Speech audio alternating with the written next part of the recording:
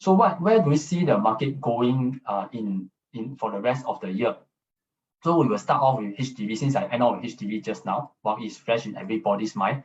So in 2022, we actually have the largest number of HDB flats reaching the minimum occupation period itself, 30,000 that odd. So how much of these owners are going to take the opportunity to actually cash out? Even though it may be a small percentage of owners who are looking to cash out, but this will actually so-called help to elevate the supply situation in the HDB market. Why is the HDB prices moving up like this? Is also because there is actually not enough supply in the market being put up for sale, not enough flats put up for sale. So think about it in this way.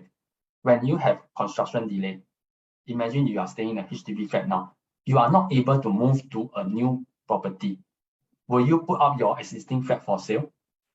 Naturally not, because if you do so, then you need to look for a place to rent, and it doesn't make monetary sense for you to do that when you actually have a place to stay. So you will hold on to your existing flat and not put it up for sale until you can receive assurance of when your new property is completing. Then you also have people who are observing and looking at what is going to happen. And there are people who are also worried because of how prices have moved up. If I go and buy another property now, I will have to pay more also. Whether I can buy the next property is also another question. So that's why these factors are coming in to constrict the supply of flats put up for sale in the HDB market.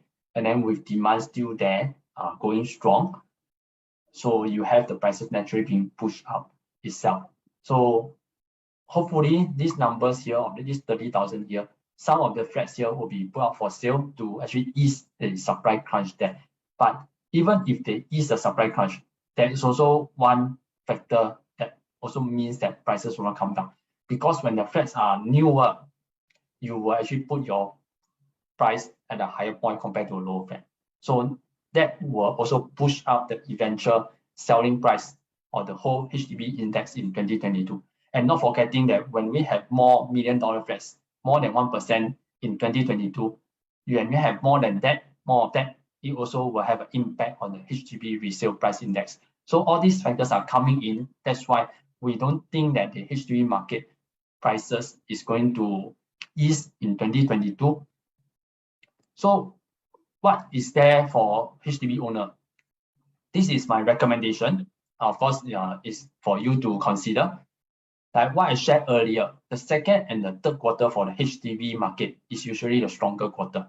So if the resale volume don't come down, it continues to go up. That means, in a way, you can continue to observe if you want to. But also have to bear in mind there are also opportunity costs if you choose to observe as well. And then, but if the overall transactions continue to trend downward, you need to be more wary already. Why? Because over the past 5 years, that means from 2016 to 2021, HDB flats average transaction per quarter is about 6,000. So if this number of 6,009 in the first quarter go down and below the 6,000, it means one thing is that the HDB resale market may be running out of steam. That's where really you need to consider the momentum is slowing down and whether you want to consider cashing out and moving on to another property where it can potentially offer you better returns in a sense. And when we look at the actual numbers transacted based on HDB site, HDB caveats, it's about 2,177. So if this is a straight line increase, then this is something that I foresee it may happen or it may not happen, that you end up with about 6,300 to 6,500 units in second quarter. And that becomes something of to be concerned about because the volume has come down, even though second quarter is the stronger quarter for HDB resale market. So price resistance, momentum running out, that is something that will actually coming into play already. So if that really happened, if you're holding on to a HDB flat now, you really may have to consider cashing out and look at some other investment opportunity out there. Next is something on everybody's mind. The Federal Reserve made the first rate hike. This was somewhere a couple of months back, but just yesterday night itself, they increase the interest rate by 0.5%. That means 50 basis point. So this is going to, in a way, make the servicing of home loan a bit more difficult for some buyers if they are they are on the margin of the TDSR itself. But is the US alone in raising interest rate? The answer is no. So over here, you can see that the red arrow are showing where countries are actually increasing their interest rate. So a lot of countries around the world are using interest rate to actually combat rising inflation, rising prices. Except like for Singapore, we actually use the exchange rate because we import most of our food and other things. That's why the exchange rate is a more effective tool in Singapore context. So question here is, do property prices fall when interest rate rise? I update this chart until April for the interest rate, but not for the property prices because prices come out every quarter. So you can see that I summarize what is all the change in terms of the interest rate like SIBOR and SORA and compare them with property price change.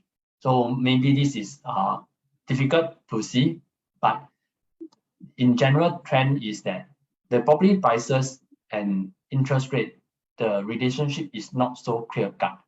I put this in the table so that easier for us to see as well.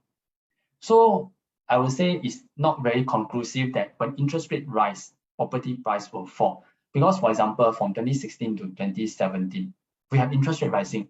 You can see over here, minus 0.28 plus 0.54.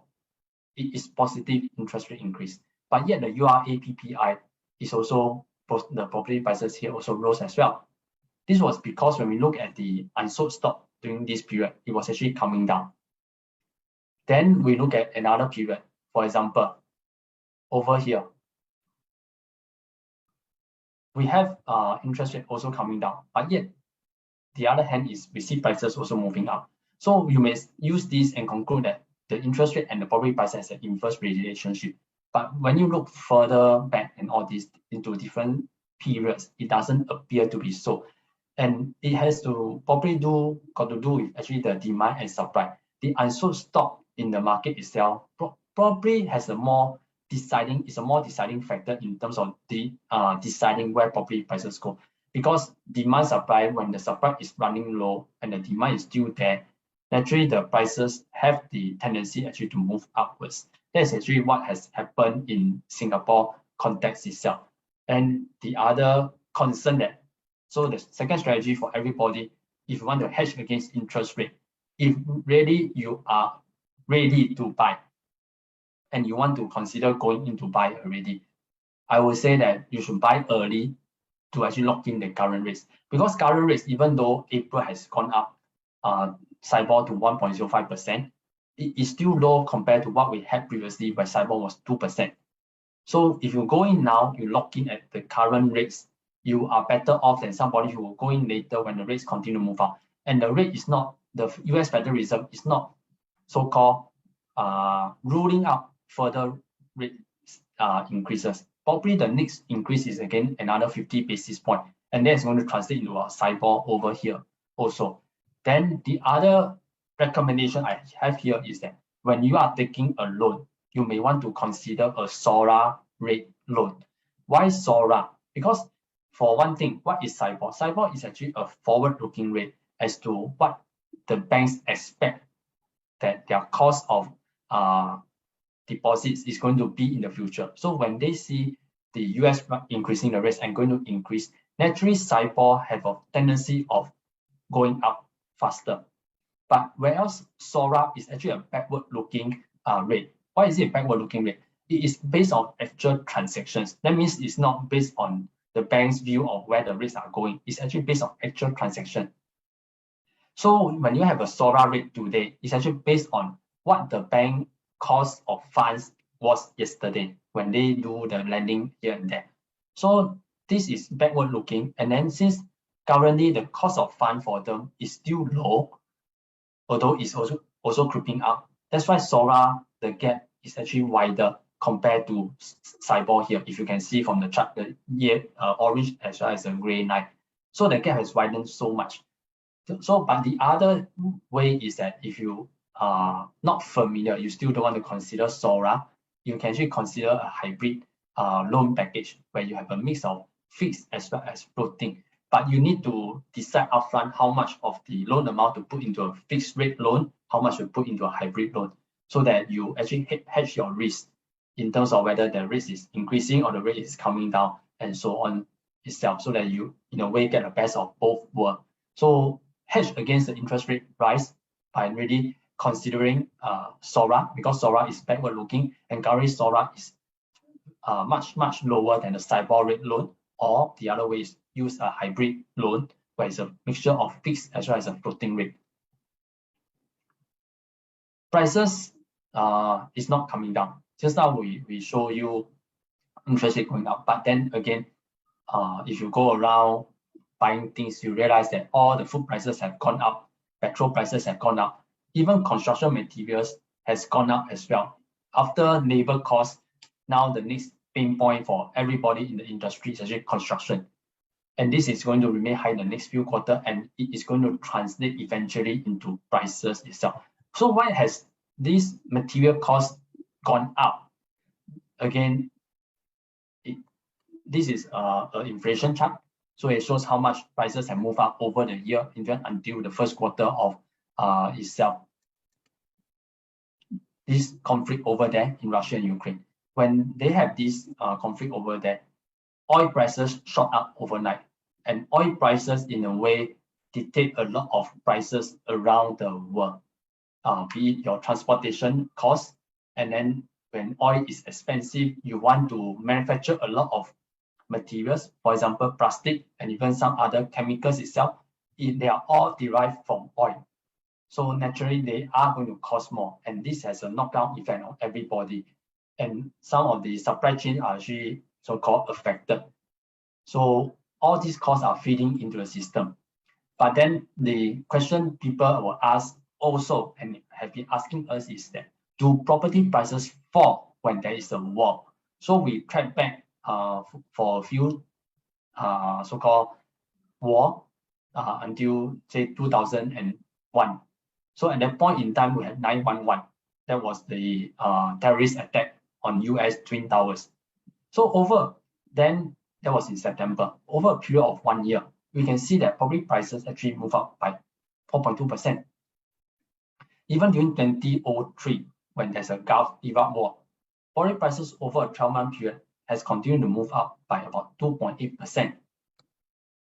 And then right now, when we have the Russia-Ukraine war that happened in February, when we look at the prices, average price per square foot, it has actually gone up itself. So why is that so? So in a way, we can say that it is like a flight to safety. When there is actually uncertainty, like what I mentioned earlier, people start to look into safe assets, safe country to be in. And safe country to be in, Singapore comes to the top of the mind also. But of course, there are other countries that are also deemed safe as well. You can look at Switzerland, Singapore, and other places, for example, maybe even London and some countries over there, out there. Then there are also these that people want to hold on to something that is physical, that they can hold and feel. And property is actually one of those. So that's why when they have this flight to safety and then the money start moving around, property is one beneficiary of this movement of funds. So the third strategy for you to consider tonight is that when there is prices are moving up, there is uncertainty. Invest in assets that actually appreciate more than inflation. So over this chart over here shows you the orange line is property prices increase over a 22-year period. Then you have inflation also, which is the blue line. You can see that property prices has always been much higher than your inflation. So buying property in a way has been seen as a good hedge against inflation. And where should you go? There are so many places. So Singapore is a safe haven. That's why PRs and foreigners are putting their money into Singapore and putting them into properties. That's why we see a larger proportion, like almost 20% in the first quarter, make up of PR and foreigners.